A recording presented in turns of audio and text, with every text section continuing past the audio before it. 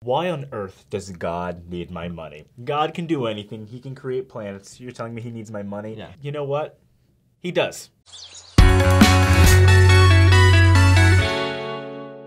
know you're out there. There are a lot of people that don't like the church because we have a tithing doctrine, and members of the church, in order for them to get into temples and be worthy, partakers of ordinances, they have to follow this doctrine of paying 10% of all that you receive for your income. And there's lots of people that don't like it because we have for-profit businesses like KSL, Deseret News, City Creek, and lots of other agricultural areas around the world that produce lots of products. And they think that's weird because we're a church and we should be giving to the poor. But we do. Mm-hmm. Another thing people ask is, why on earth does God need my money? God can do anything. He can create planets. You're telling me he needs my money? Yeah. Well, let's talk about this. See, God entrusts man to build up his kingdom. That's part of the reasons we exist. And money is a vital part of our existence. We need money. It helps us do the things we need to do. And it's if I didn't consecration. Have money, could I eat? You could not. If I didn't have money, would I be healthy? No. If I didn't have money, would I have a girlfriend? Wife? I hope so, but no. Okay. So we need money, and it's a part of consecration to give up what you need to further build the kingdom of God. That's what it comes down to. And this is not a law we created in the 1800s. It goes all the way back to the Old Testament. Yeah. Boom. In Malachi, correct? Yeah. So it says, bring ye all the tithes into the storehouse, the church, that there may be meat in mine house, and prove me now herewith, saith the Lord of hosts, if I will not open the windows of heaven and pour you out a blessing, that there shall be not room enough to receive it. And then before this it says, why are you robbing God? And that's like what you said. God doesn't need money. He doesn't need our money. Mm-hmm. Robbing God, what this means is we're robbing the growth of the church. Yes. And so in the church, when we're giving 10%, where does that go? Many things. Yeah. Building temples, printing books of Mormon, crops and things like that, raising food for people who need food. My little corn. Building, getting clothes for children. A lot of things. There's lots of things. You go on and on and on. There's a fast offering. Like, even if you wanted to pay more money, you can. But that money, you can designate exactly where it goes in the church. And then at the end of the year, like in the fast offering, you can go to there's the missionary effort, and there's humanitarian, there's lots of things. At the end of the year, you'll have your fiscal year, and it'll show you exactly where your money went in the church. And it is a binding legal document. But I got a question. I went to Salt Lake. You guys got a mall. Huge mall. Got a huge mall. You make so much money off this Why mall. is my money going to JCPenney's, huh? I think it's funny because I don't like JCPenney, but my money's going there, man. JCPenney's are a fine business. I've got no complaints. I don't really go there. My mother and father-in-law and their family, they live where JCPenney was born. Oh. In Hamilton, Missouri. I didn't know he was a guy. He hails from Hamilton, Missouri. That doesn't matter, but... Anyway, JCPenney trivia for you on 3 Mormons. The church does have businesses. It owns businesses, and it invests regularly in other businesses, and it raises a lot of money that way. Yeah. And guess what?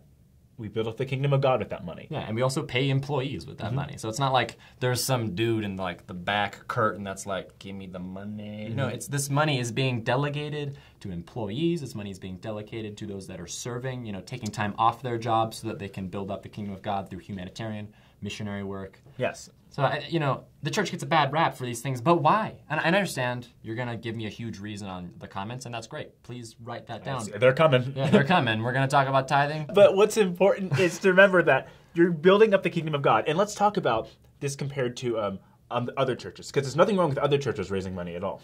But pastors of other congregations, and I believe priests of certain denominations, they get paid because it's their job. Yeah. There is a lay clergy in our church. And so...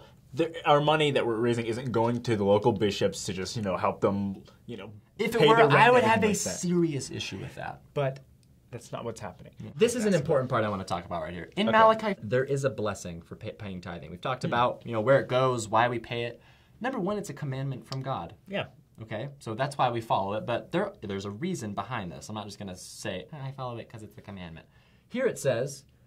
if I will not open the windows of heaven and pour you out a blessing, that there shall not be room enough to receive it. Paying tithing to the storehouse, paying tithing to the church means the windows of heaven will open and there won't be enough room for me to receive the blessings. That sounds marvelous. Yes. And you might say, that's wishful thinking. Well, we could say that about lots of things. We could say that about the hope that we have in our future careers. We could say that about the hope we have in our future family. We don't know what's going to happen in the future. But by trusting in God and trusting in His commandments, knowing that He is a loving God that he doesn't need our money. It's to build up those around us. Yes. Is really important to understand. And by helping others around us through tithing, through offerings, we will receive blessings. And that's not the reason why we pay it. I'm not like paying tithing so I get blessings in return. But there is a promise. I've even found in my own life when I pay tithings, I can just, the blessings happen. And even when, we were college students, so we were poor. So when I pay tithing, it's not always like it's kind of like the easiest, but I give it, and then it always, like, financially, things work out much better when I do. For some reason, things always happen. Also, if a college student, dedicated 10% to the side and then a savings account, and then he's got like a fun thing, and then there's rent over here, by divvying these things up, you will have a financially stable life because you're budgeting. Yes. And so in order to pay tithing, you have to budget it out. Yes. You pay 10%, but there's got to be budgeting going on there. So you're going to have stability. You'll be responsible. And if you pay your tithing, you're not responsible. You're just paying because it's a commandment, and you don't have enough money. Props to that man who was just like, I don't have enough money, but I'm going to pay my tithing anyways. Yes.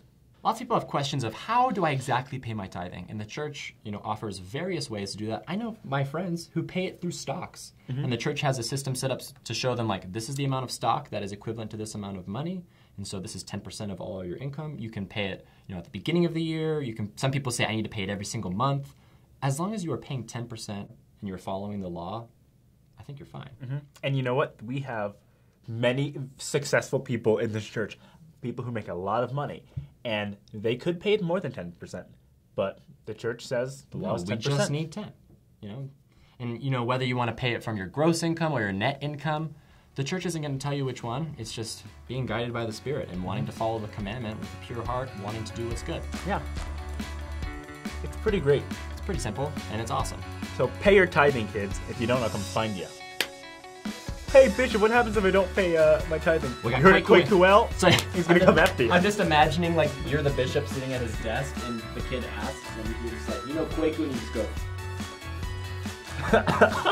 Okay, let's have a talk now. I sound like Bernie Sanders. Okay, let's have a talk now. Pay the tithing. The top 1% pay more.